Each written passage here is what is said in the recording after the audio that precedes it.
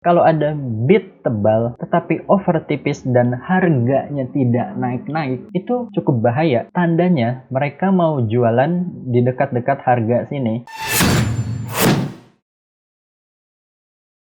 Assalamualaikum warahmatullahi wabarakatuh. Welcome to my channel. Pada hari ini saya ingin membuat video tentang bagaimana caranya untuk melihat bid atau offer palsu yang dipasang di suatu saham. Oke, pada video kali ini saya menggunakan dua sekuritas ya. Ini satu ada MNC dan satu lagi ada Indo Premier Sekuritas. Kita tahu bahwa di bursa saham Indonesia ini bid dan offer yang dipasang di suatu saham itu belum tentu semuanya asli, atau belum tentu bid yang dipasang orang yang benar-benar ingin membeli atau offer yang dipasang itu benar-benar orang ingin menjual sahamnya. Ada yang dinamakan bid palsu dan offer palsu. Kenapa ada bid dan offer palsu? Fungsinya digunakan oleh para bandar. Biasanya yang menggunakan bid palsu dan offer palsu itu bandar atau big player yang bisa menggerakkan suatu saham ya.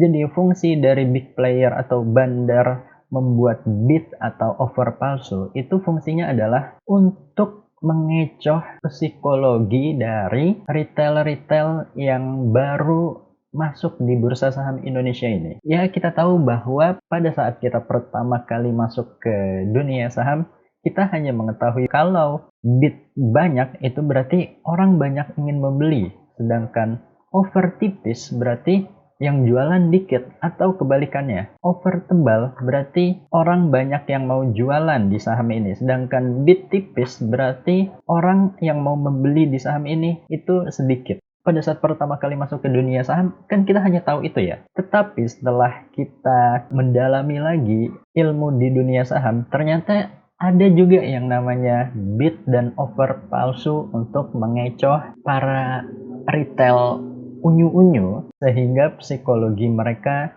itu kecoh atau dibuat bingung gitu. Nah, gimana sih cara tahu bahwa bid atau offer itu palsu di suatu saham? Ada cara-cara untuk mengetahuinya. Yang pertama yaitu jumlah dari lot bid atau offer yang dipasang ada kejomplangan dari jumlah lotnya. Misalkan seperti ini, 10.000, di bawahnya 3.000, paling bawah 600, paling bawah 900. Nah, ini kan berarti ada kejomplangan dari segi bid yang terpasang. Kalau offernya memang ini terlihat natural ya, tetapi harus dicek lebih ke dalam untuk melihat apakah benar offer yang dipasang ini natural atau palsu. Kemudian kalau misalkan kita sudah tahu nih bahwa di sini ada kejanggalan dari jumlah bid yang dipasang, karena bawah-bawahnya itu lebih sedikit dibandingkan di harga 350. Nah, cara yang kedua itu adalah kalau di Indo Premier, kita klik pada mouse sebelah kiri, kita klik pada jumlah bidnya, klik 2 kali, kemudian akan muncul view order detail, kita klik aja view order detailnya. Nah, di sini terlihat jelas bahwa ada satu antrian lot yang sangat besar dibandingkan dengan jumlah lot lainnya, atau ada satu antrian lot dengan jumlah yang jomplang lah daripada antrian yang lain. Nah, itu bisa dikatakan bahwa bid ini adalah palsu atau hanya sekedar dipasang saja. Bukan berarti 10.000 lot ini dia benar-benar ingin membelinya. Bukan. Tetapi hanya untuk mengecoh aja, terlihat seakan-akan bahwa banyak pembeli di saham ini. Padahal kita tahu kalau bid itu hanya mempunyai uang, belum tentu dia ingin membeli, sedangkan offer itu dia sudah punya saham atau dia sudah punya barang. Jadi kalau misalkan 10.000 ini dicabut, ya udah, jumlah yang tersedia aslinya itu hanya 196 lot. Bayangkan kalau misalkan kita gitu membeli saham KRYA ini, misalkan 500 lot. 500 lot aja kita nggak bisa jualan di harga 350 karena jumlah bidnya itu nggak tersedia atau hanya ada 196. Nah, lalu kita cek lagi yang kedua, harga kedua, apakah benar ada bid palsu lagi? Dan ternyata iya benar. Di KRYA ini contoh kasus aja ya, sahamnya KRYA. Ternyata di saham KRYA ini memang banyak bid-bid palsu yang dipasang untuk mengliquidkan atau untuk terlihat seakan-akan bahwa pembeli di KRYA ini banyak. Padahal kalau misalkan 5.000 ini dicabut, ini hanya ada 72 lot. 100 lot aja itu nggak ada. Parah banget ya. Maksudnya tidak liquid sekali saham ini ya. Terus harga yang di bawah.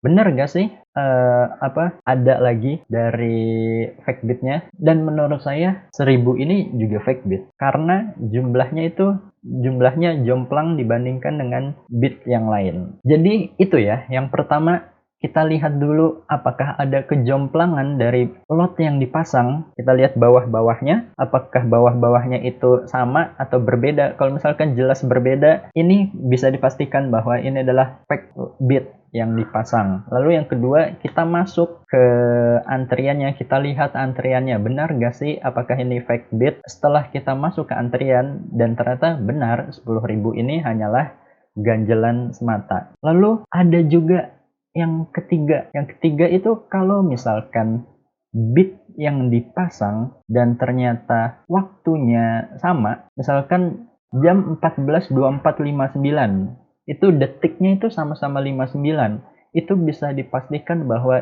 itu juga sebuah fake bid yang dipasang untuk terlihat liquid di saham ini. Kebetulan di contoh kasus KRYA ini nggak ada ya bid yang dipasang dengan jumlah yang sama, dengan waktu yang sama. Nah, biasanya tuh ada gitu suatu saham yang di bidnya itu waktu yang dipasang itu detiknya itu sama. Misalkan apa ya? Coba saya cari ya contohnya. Kayaknya saham ini deh, INDX. Kebetulan kan lagi volatile juga ya. Nah, ya bisa kita lihat saham INDX kan juga ya. Ini atas 926. Ini di harga 284, ini 12.000 lot. Terus ini ke bawahnya rame gitu lah. Oke, kita cek. Di harga 284. Nah, di harga 284 ini juga salah satu fake bid nih ya. Karena dipasangnya besar dibandingkan yang lain. Coba kita lihat. Nah, misalkan ini deh di jam 15.00. Jam 15.00 kita tahu kan kalau bursa saham Indonesia itu sudah tutup. Jadi nggak mungkin dong orang mau membeli lagi. Bisa dipastikan lot yang dipasang pada jam 15.00 ini adalah fake bid dari big player yang bermain di INDX. Jadi seakan-akan terlihat saham ini ramai pembelinya. Padahal kalau ini dibuang itu hanya ada 207 lot doang yang asli, yang benar-benar asli. Coba kita cek lagi ya.